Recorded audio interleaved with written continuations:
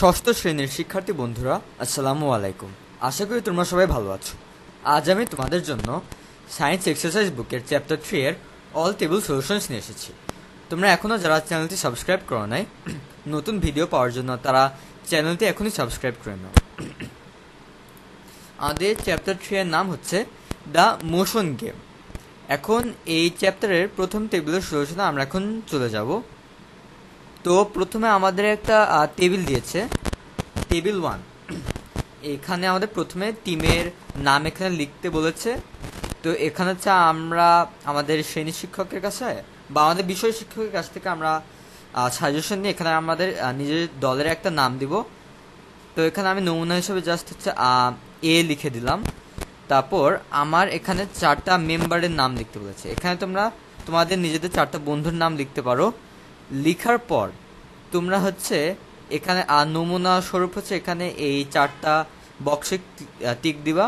প্রথম জনের জন্য এই রেস বক্সে টিক দিবা, তারপর দ্বিতীয় জনের জন্য রোপ জাম্পে, তারপর তৃতীয় জনের জন্য এই ওয়েট থ্রো এই ইভেন্টে, তারপর চতুর্থ ব্যক্তির জন্য এই ক্যারম ইভেন্টে তুমি টিক মার্ক দিলে তোমার এই টেবিলটা হচ্ছে মোটামুটি ফিল আপ করা হয়ে গেল।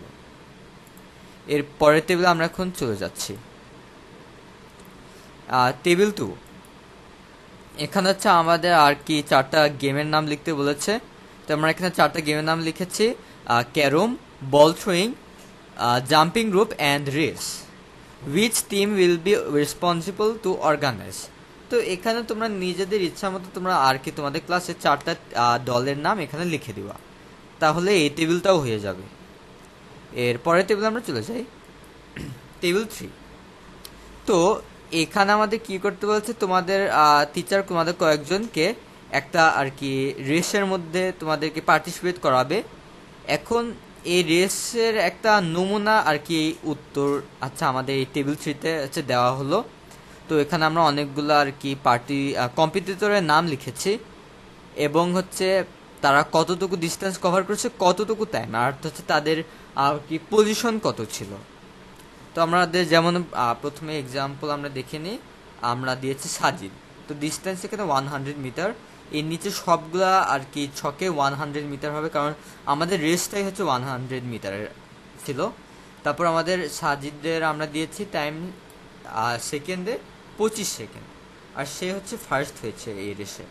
তারপর আমরা দেখে নিতে পারি এখানে লাবিব, ঈশান, ফাতিন, মুরসালিন, মুত্তাকিন, এদের এখানেও সবগুলো 100 মিটার থাকবে, আর টাইমগুলো এভাবে আর কি ক্রমে ক্রমে বাড়তে থাকবে, আর তাদের পজিশন হচ্ছে এরকম পিছাইতে থাকবে।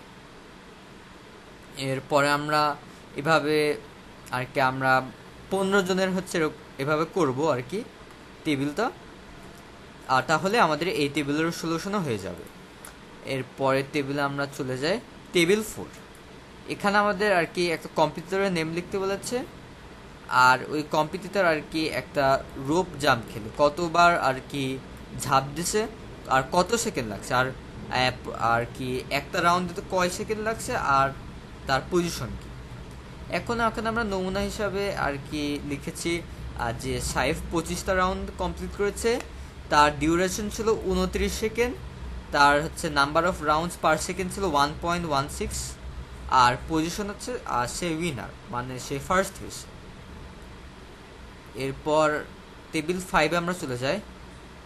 এখানেও আরেকটা আর কি নমুনা দিয়েছে যে আমাদের যে কোনো একটা আর কি ফ্রেন্ডদের নাম লিখে এখানে ডিস্টেন্স লিখে দিতে পারে। মানে উপরে আমরা একটা স্পোর্টস দিয়েছে, এই স্পোর্টস হচ্ছে বল থ্রোয়িং। এখন এই বলটা হচ্ছে থ্রো করে দেখতে হবে যেটা কত দূরে যায়।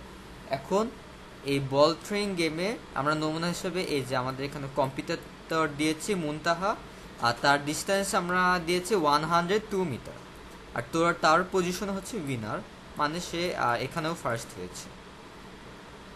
এখন এখানে আমাদের একটা ছবি আঁকতে বলেছে। এখন আমি ছবি প্রথমে আমরা ডিসক্রিপশনটা ভালো করে পড়ে নিই। Draw a picture of how the thrown weight of your teams competitor went up and came down during the weight throwing in the space below.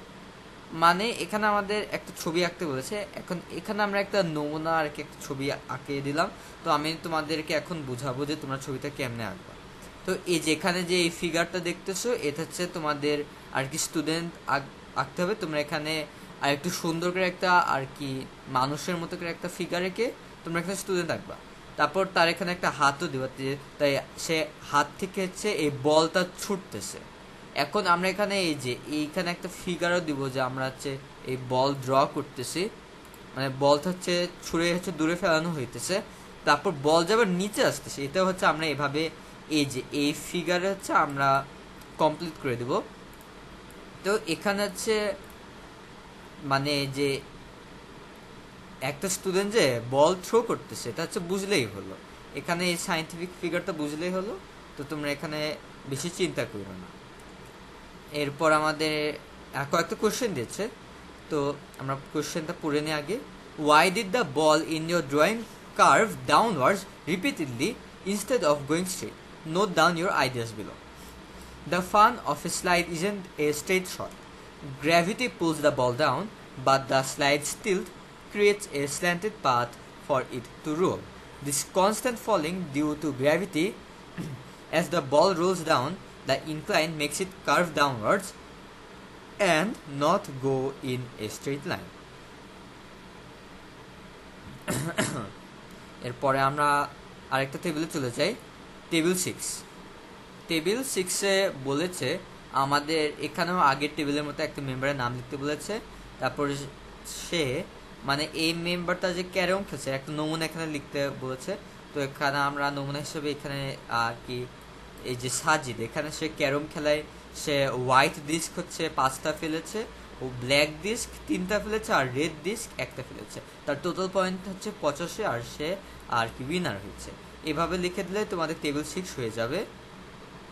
আর এখানে আমাদের আরেকটা ফিগার রাখতে বলেছে যে আমরা স্ট্রাইকার হচ্ছে আমরা স্ট্রাইক করলে সেটা ডিস্কে লাগার পর সেটা হচ্ছে কি পাথ চেঞ্জ করে কিনা, যদি পাথ চেঞ্জ করে থাকে তাহলে ওইটা লাইক কিভাবে চেঞ্জ করছে সেটা হচ্ছে আমাদের একটা এখানে ফিগার রাখতে বলেছে। তো এখানে আমরা খুবই সোজা একটা ফিগার, আমরা এখানে একটা স্ট্রাইকার এঁকে নেব, তোমরা দেখতেই পারতেছো। এই যে আমরা এখানে স্ট্রাইকারের ছবি দিয়েছি, তারপর এই যে ডিস্কে যে লাগতেছে স্ট্রাইকারটা এটা সুন্দর করে আমরা এঁকে দেবো। তারপর যে এই যে ডিস্কে এই অ্যাঙ্গেল যে এই অ্যাঙ্গেল থেকে লাগার পর যে সেটা আবার যে এইদিকে যে ফিরে যাইতেছে মানে এইদিকে চলে যাইতেছে, এইটাই হচ্ছে আমাদের এই ফিগারে লাইক আমাদের সাইন্টিফিক্যাল হাইপোথিসিস যে এই তার পাথ চেঞ্জ হয়েছে আমাদের এই ডিস্কে। তো এই ফিগারটা হচ্ছে খুবই সোজা আঁকতে, আশা করি তোমরা আঁকতে পারবে ইনশাল্লাহ। এরপরের টেবিলে আমরা চলে যাচ্ছি। এখানে আমাদের একটা কোশ্চেন দিয়েছে, কোশ্চেনটা আমরা পড়ে নিই। Well, do you remember the boric powder that was applied to the carom board? Why is boric powder used? What happens if it isn't used? Write your answer in the blank space below. Boric acid is the powder used in carom boards to reduce friction between the playing surface. The striker disc used to hit other discs and the carom coins or small discs. Without the powder, the carom board surface might feel slightly rougher, causing more friction between the playing pieces. This can lead to less accurate shots. এই টেবিলটা আমাদের হয়ে গেল। এখানে হচ্ছে আমাদের একটা ছোট্ট একটা আর কি হোম টাস্ক দিয়েছে, টেবিল 7। আমাদের এখানে আর কি যে 4টা গেম আমরা দেখলাম উপরে, ক্যারম, জাম্পিং রোপ, বল থ্রোয়িং আর রেস, এই 4টা গেমগুলোর কোন মোশন ফলো করেছে। তো আমরা তো জানি তোমরা হচ্ছে তোমাদের সায়েন্স ইনভেস্টিগেটিভ বুকের তোমরা পড়ে নেবা এই রিলেটেড চ্যাপ্টারটা, তারপর তোমরা বুঝতে পারবা মোশন আসলে কি।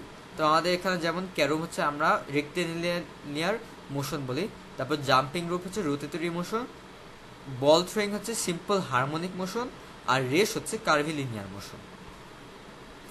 এরপর একটা টেবিল দিয়েছে, এখানে আমাদের আবার ওই 4টা মোশনের কথা বলছে।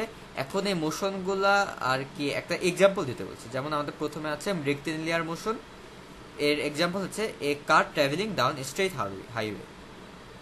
Curvilinear motion, a basketball thrown through the air, the path of the ball follows a curved trajectory due to gravity. Rotatory motion, a merry-go-round spinning in the playground, all points on the merry-go-round rotate around a central axis. And lastly, simple harmonic motion, a pendulum swinging back and forth. The bob of the pendulum moves in a repetitive back and forth motion at a constant frequency. এই টেবিলটার solution আমাদের হয়ে গেল। এখানে আমাদের একটা math দিয়েছে। এখন এই ম্যাথের জন্য আমরা একটু আর কয়েকটা ইমাজিনারি ভ্যালুস ধরে নিলাম। যেমন আমাদের টোটাল ডিস্টেন্স নিয়েছে 100 মিটার, আর টোটাল টাইম হচ্ছে আমরা 40 সেকেন্ড নিয়েছে। আর আমরা তো জানি velocity equals distance over time, or v equals to 100/40, এটা তো ডিভিশন তোমরা তো জানোই, আর v equals to 2.5 metre by second. এটাই আমাদের অ্যান্সার। আচ্ছা, এখানে আমাদের আরেকটা কোশ্চেন রয়েছে। Now think and answer a question. Suppose a ball is falling from above. Will the ball fall faster if it falls from further above, or will it fall with the same force whatever the height it falls from? Answer the questions discussing among all. Do not forget to write the reasons for your answer.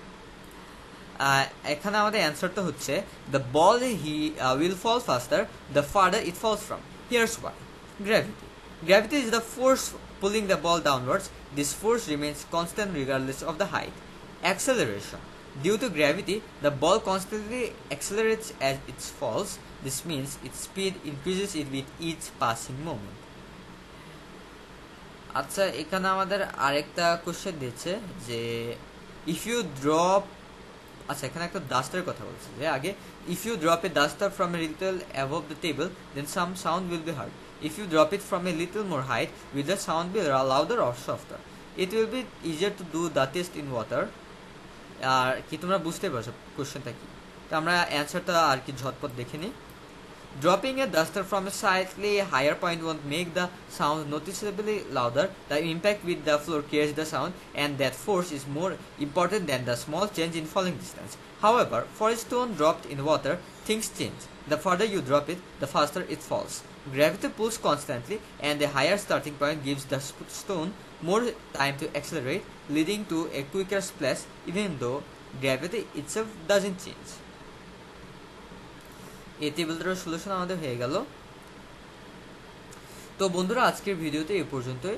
এর পরের ভিডিওতে আমরা chapter 4 insulation water rain এই chapter থেকে শুরু করব। তো বন্ধুরা, তোমরা যারা এখনও চ্যানেলটি সাবস্ক্রাইব করো নাই তারা প্লিজ চ্যানেলটি সাবস্ক্রাইব করে আমার সাথে থাকো এবং তোমাদের বন্ধুদেরকে শেয়ার করতে ভুলবা না। Thank you everyone.